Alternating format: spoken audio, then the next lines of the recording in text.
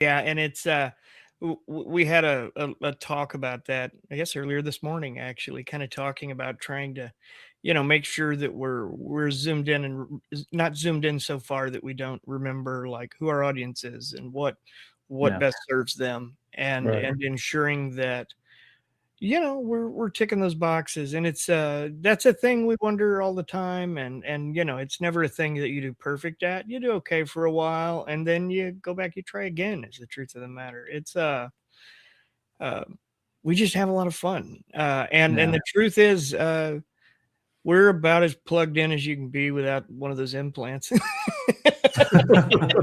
The Merge Labs or whatever. The Yeah. Elon, Yeah. I forget what his is called. Neuralink. Of course.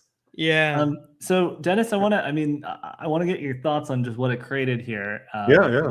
I know we have an outage with Claude at the moment, so we'll circle back to that. But it created 3 Python model files, 1 per approach. It created 3 confusion matrix visualizations, which I pulled up. I'll give you an example. Right. To be honest, I don't know what this is, so perhaps you could tell us what this is. Sure. Yeah. So once again, though, I gotta say that Claude gave the more elegant answer, right? Nice. I feel like Codex gave us a very functional answer, right? It gave us the results in like a simple text, right, on the screen. Whereas you have like the actual visualizations of the confusion matrix and things like that, right? Right. Yeah. So if you want to leave that up. So real quick, when it comes to algorithms, right, you have to think of it as a series of things that it does right and things that it does wrong. Mm-hmm. So what are your true positives, right? In other words, X happened and the algorithm said that X happened, or X didn't happen and the algorithm said X didn't happen, right? In other words, that's what you want. The algorithm is in lockstep with your data, with your inference, however you want to think about that. But then it could also find what are known as false positives, right? Where the algorithm will say, yes, X did happen, and it actually didn't. Okay. Right.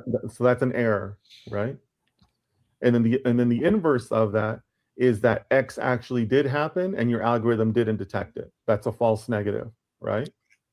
Where it was supposed to say, hey, X happened, but your algorithm didn't say anything. Okay. And it's important to think about that because it's the errors that get you, right? Whether in business or whatever field domain you're talking about, it's the errors that are like the danger zone, right? Right. So we're talking about that would be these white squares on the corner, that they're zeroed as good, correct? That's exactly right. So if you look at the confusion matrix, that diagonal, those are all your true positives. The purples, right? Yeah.